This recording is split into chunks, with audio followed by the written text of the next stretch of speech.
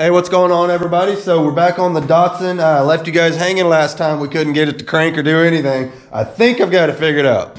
So hey, all you regulars, give me just 1 minute while I catch everybody up on what's going on here, man. Basically what we've got here is a 1970 Datsun pickup that we are welding to a 1995 Nissan hardbody. You see here, that is all 1995. Fuel injection, AC, power steering, all the amenities, cruise control, you name it. We got it all now.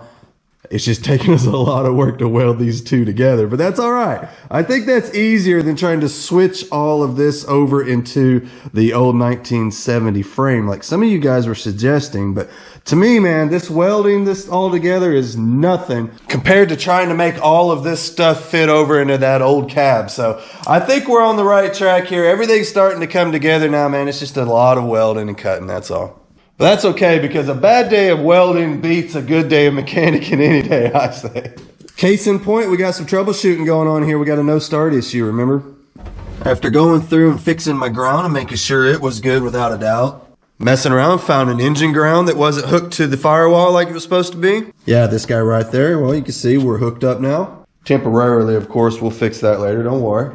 Got my multimeter out, was poking around on some common issues. These plugs right there, sometimes they got fuses and things that'll go bad. These plugs here tend to get corroded, and well, everything checks out. It's all good. So they don't make this easy. They kind of bury the starter down in here. I'm trying to short across it with a screwdriver. There we go. Yeah, you see what's going on here? I mean, it's not even engaging. Yeah, man, this is really hard. There we go. Yeah, something going on there. So I'm blaming the starter at this point. We'll dig that out of there. Normally it's kind of a pain, but check it out, man. Look what just came in the mail. And a whole brand new set of ratchet wrenches. We got metric and standards. This is going to make getting that starter out a lot easier. So yeah, man, very much appreciated, Rob. Thank you for that.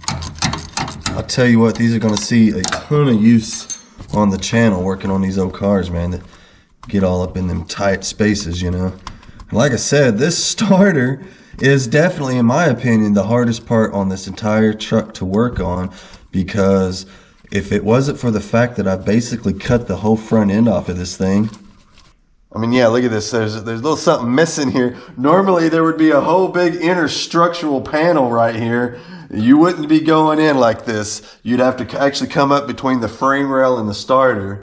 Yeah, normally you'd have to reach in through here, this little space, to do this. And really, it's not that bad on this first bolt. But this next bolt, it's way up in behind there. And there's just hardly no way to get to it. Guess now would be a good time to make sure you unhook your battery before you go messing with stuff like this. That last bolt, that one on top, this guy, that is the hardest bolt on this entire vehicle, if you ask me. But as you can see, that frees up our starter. Now we get them two wires off of there and we can drop it down out of there. One of them, they give you a plug, which is nice.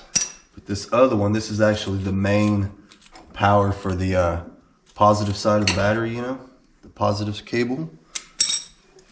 Got to get that off of there, and then now we are free. We can drop it down out of there. Not the easiest thing to do, but it'll come out of there once you get it everything routed right. Looks like you got the hose for the clutch kind of in the way. We'll snake it around there. How about that? Should be able to drop it down out of here some kind of way.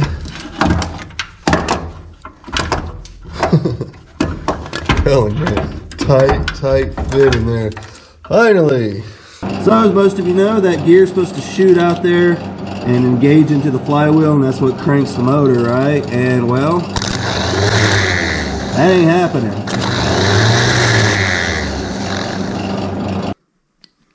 So I would guess that that's probably our issue, is this guy.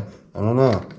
The starter doesn't sound so great, to be honest with you. So maybe, you see how you push on that and it throws it out there? It's probably just all wore out in need of a rebuild. Maybe the brushes or something, I don't really know. Now what I'm noticing on that part of it is that one of these brushes kind of wore down quite a bit. So after further inspection of that old starter, realized that it's actually got some brushes missing on it. It's got a lot wrong with it, so went ahead and just got us another one. So give me just a few minutes while I get this thing installed, and we'll come back and see if it did us any good. Yeah, once you get it fished in from the bottom, you can come around to the top and work on it. We can get to that hard to reach bolt I keep whining about. Man, you gotta love those ratchet wrenches. That was a lifesaver right there, man. Nice. It's like, what hard to reach bolt? Took care of that, didn't we? All right, here we go. Let's give it a test. All right, it's working.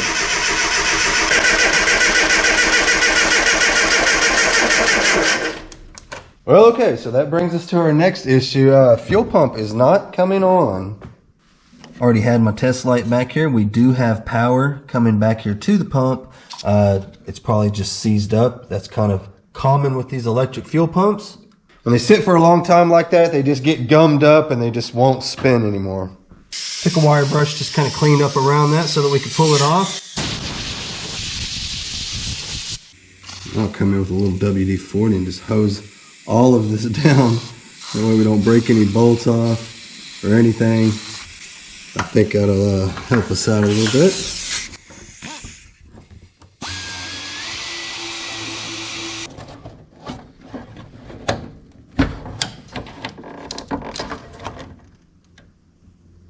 Ah, yeah, finally.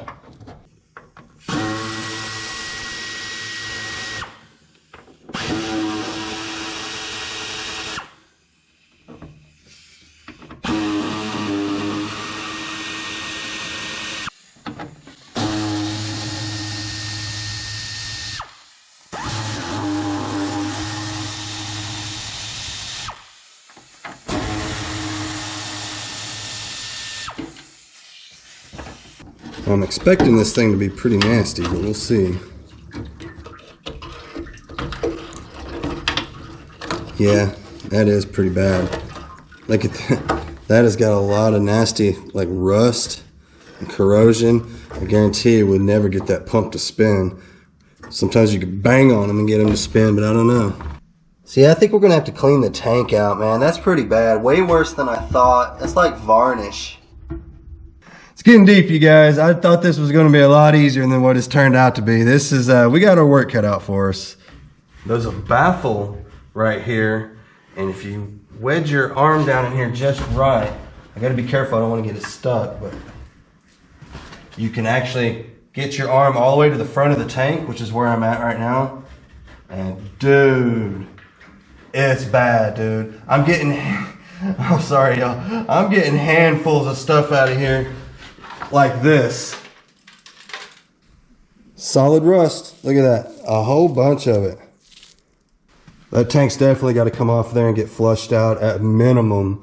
As bad as that is, this pump's most definitely going to have to get replaced. So that's an update on the situation with it not wanting to start. Now you know where we're at on that. I'll get the fuel pump on the way, and while we're waiting, we'll just keep welding away, man. We got tons of stuff. You can see all that's got to get closed in down there. It's got an interstructural piece that comes out with the radiator support and everything. Yeah, you guys know what I'm talking about. It'll have like the inner structure with the fender wells and all that, and the radiator support and for the headlights. That's all got to get welded back in and fit to this frame. So having said that, let's fire up the welder and start going. Now that we've got gas fumes in the air and exposed fuel, that seems like the perfect plan, right? Just making my little pattern here. Just a little Sharpie and a piece of cardboard, and we've got ourselves kind of a rough shape of what we need. We'll get this cut out and then I'll kind of dial it in afterwards. Get it till it fits just right. And once this piece fits in just right, then we can trace it over to our metal. And then of course after we cut our metal, it ought to fit perfectly.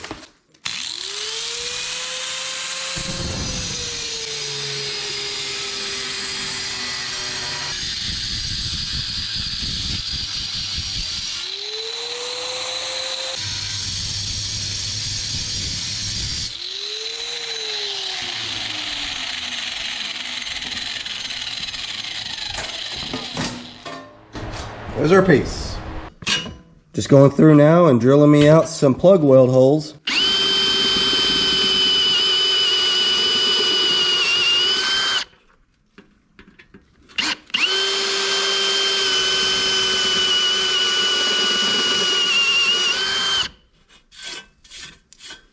So our new piece is going to lay right on top of this piece, so we want to clean it up. That's actually where those plug welds are going to go. So obviously you want the metal to be nice and clean. Then we'll blow it up and hit it with some weld through primer.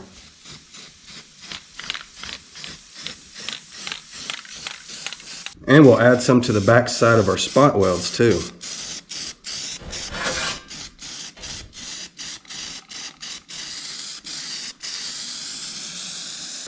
So once the weld through primer dries, we can position our piece for welding. And what I've done is I put me a little reference mark with a Sharpie on the piece and on the truck.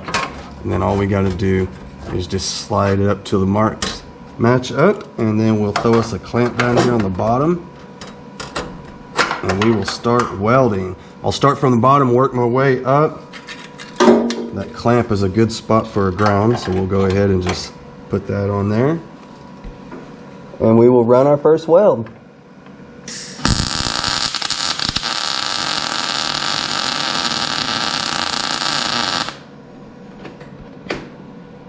Sometimes I'll pre-drill a hole and add a screw in there. Kind of screw it all together first. That gets both the panels squeezed together nice and tight. Sometimes you can't get clamps in there, you know, so this works pretty good. Add another one up here.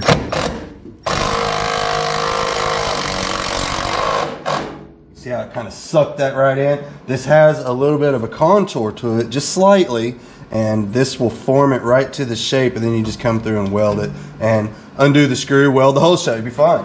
Let's do some more welding.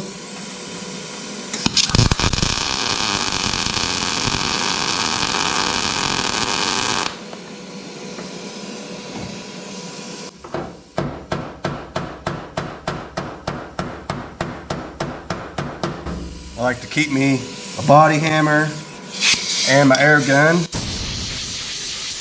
This will put out a fire if you catch it soon enough, and it'll kind of make it where you cool your welds as you go if you need to. Not too worried about this section, but if we was out here welding on a door or something, you know, that'd be really important.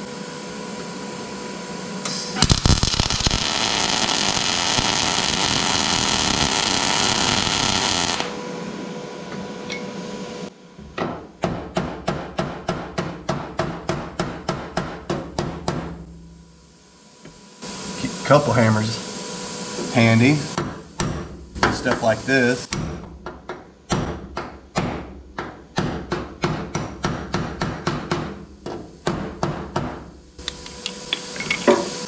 Just kind of flatten it out as I go, just making sure that the two pieces of metal are sandwiched nice and tight together. You wouldn't want a gap between your two layers, you know? You want them to be flat together.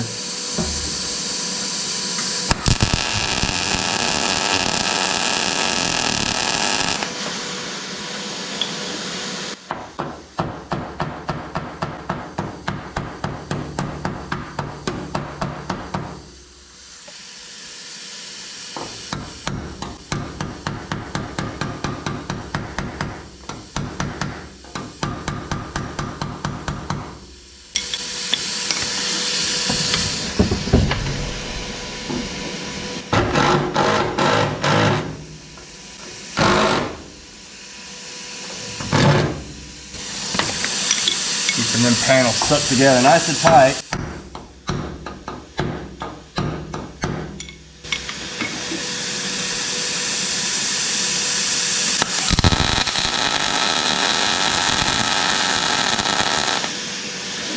It'll make it a lot stronger if you do it that way.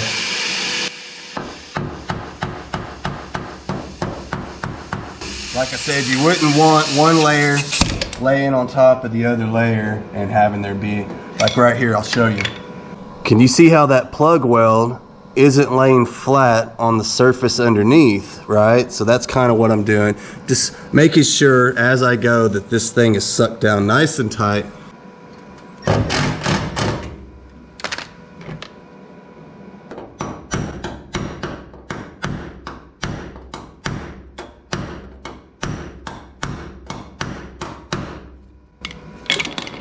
Getting a little noisy, huh?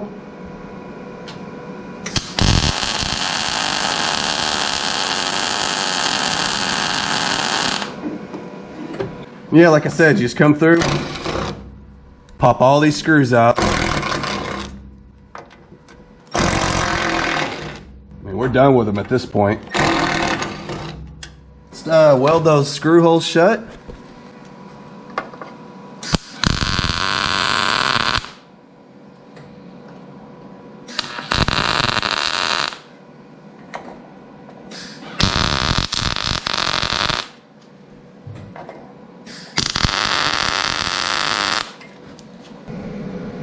And that's what you'll end up with. I ain't gonna work. So now that we've made it up to the top, I think what I want to do is I want to roll this edge over until we meet this cowling, and then we'll trim it to fit. I'm gonna do that with my 2x4 here. We're just gonna start knocking this over. Just rolling it right around this shape of the cab. You could throw a little heat on here, make it a little easier, but I mean, we're working with like 14 gauge steel here and a little bit thicker than usual. Probably like 16 gauge is what we would normally use, but this is part of the inner structure and all of that, so I wanted it to be strong, and this is what I had laying around, so this is what we're using. And it's a little harder to bend, but even without heat, you can see we're doing it, so.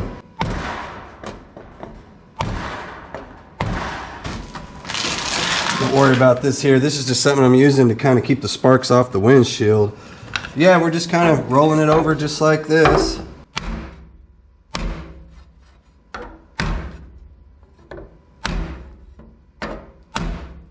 Look at that. That's actually working out too good. Now that I've got it rolling over the edge, I'm going to come in and kind of tack behind it as I go.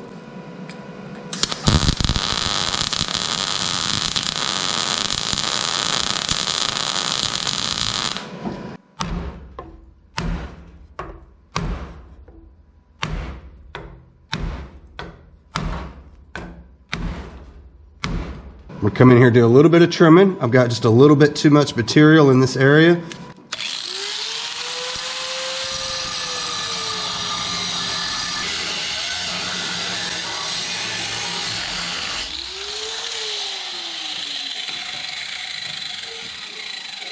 See if that got us anywhere. Cool, now we come in and weld it right through there, perfect. And then our fender, you can see the outline of where the fender sits. It's gonna sit right on top here. You won't see any of this. It's gonna fit nice. This isn't gonna interfere with anything. It's gonna be perfect.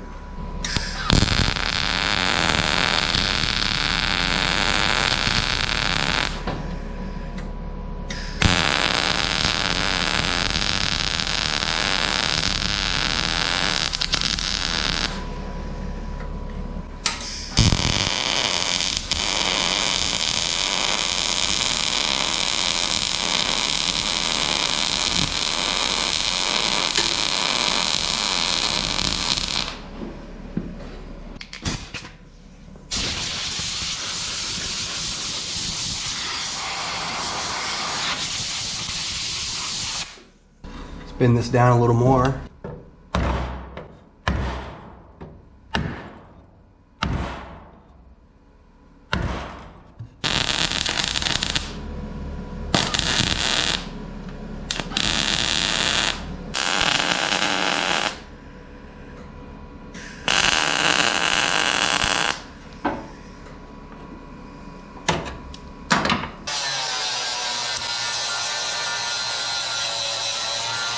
Let's make our next cut. I want to trim right through here so this piece will fall down onto this layer.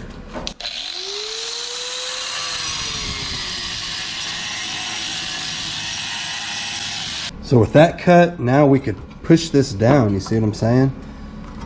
Go ahead and kind of roll it over this edge. Because what we got is we got two different playing fields here. We got this up here, then we got this down here. So we need this to meet that next layer, like I mentioned.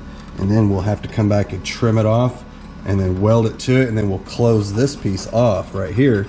It should be good.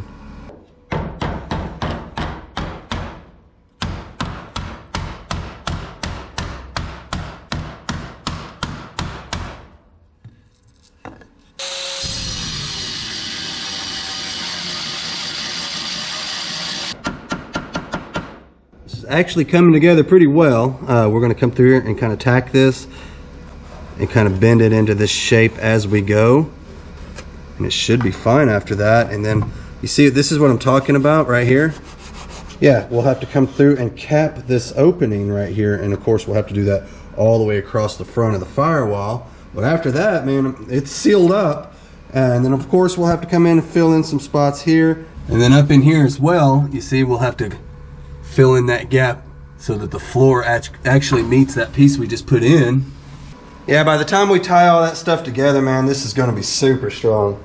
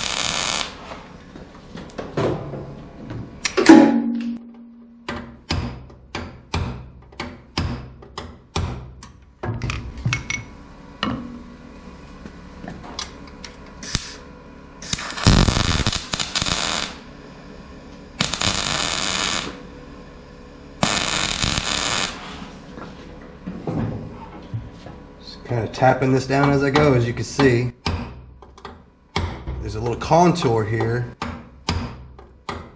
I'm just trying to match it up, that's all. Makes it a little nicer when it's done, you know, because it just matches the profile of what's already there.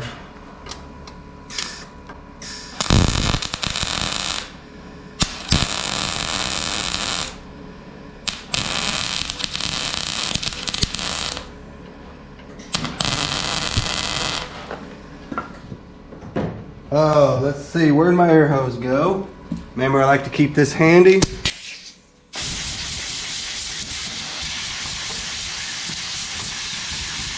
I've got some padding underneath there, some insulation that's trying to ignite on me.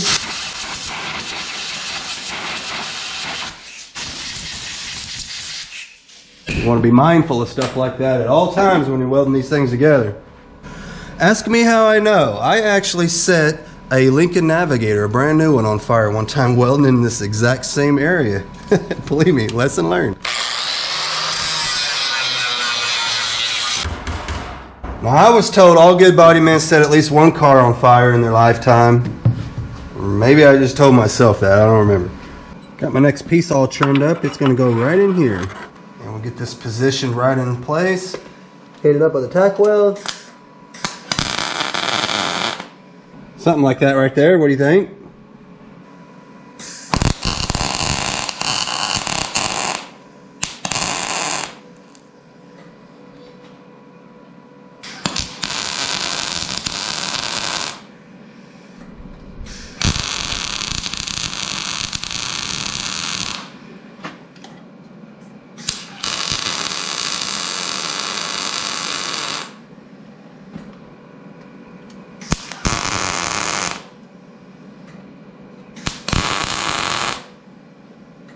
Something like that.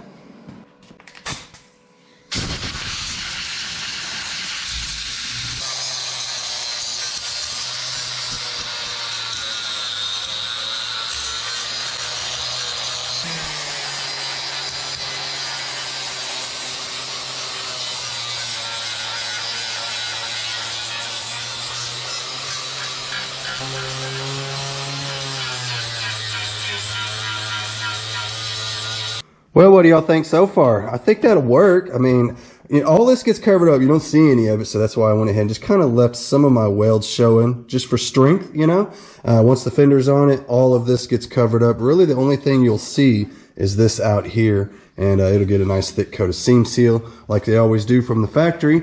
But hey, I think that's going to work. It's going to be super strong, just like it was, you know, from the factory. Everything is going back in exactly the same way, just in a different place. That's all. We had to move some things around, as you could imagine. And like I said, we still got to come in through here and fill this spot in. That's super easy. It'll be just like this over here. You guys remember when it had this big gap going through here, and we already filled all of that in. That's exactly what we'll be doing up inside of there. So yeah, little by little, man, we're going to be closing this thing up, getting it all watertight and ready to go. And don't worry, we got a fuel pump on the way, and hopefully on the next video, we're going to actually hear this thing fire up and see it move around under its own power again. That will be nice. Because I'm sick and tired of pushing this thing in and out of here. And in fact, we're not even going to stop on this thing until it drives in and out of here, and I don't have to push it no more. So I know some of you guys are missing the Fury, but don't worry, it's coming right back. And these videos right here help pay for parts for the Fury. So I appreciate everybody coming along and watching this video series as well. So hey, you guys, don't forget to like, share, subscribe, and all that good stuff. I really do appreciate everybody watching. You guys are really helping the channel grow. We're over 75,000 subs now, man. Blowing my mind. I appreciate everybody that's been sending stuff. You guys sending me supplies, stickers, all of that stuff. Lighting. I've had a few guys send me some stuff for lighting. You guys, man, you're awesome. I do appreciate it. And I'm going to go ahead and get on out of here for now, and I'll see you guys next time.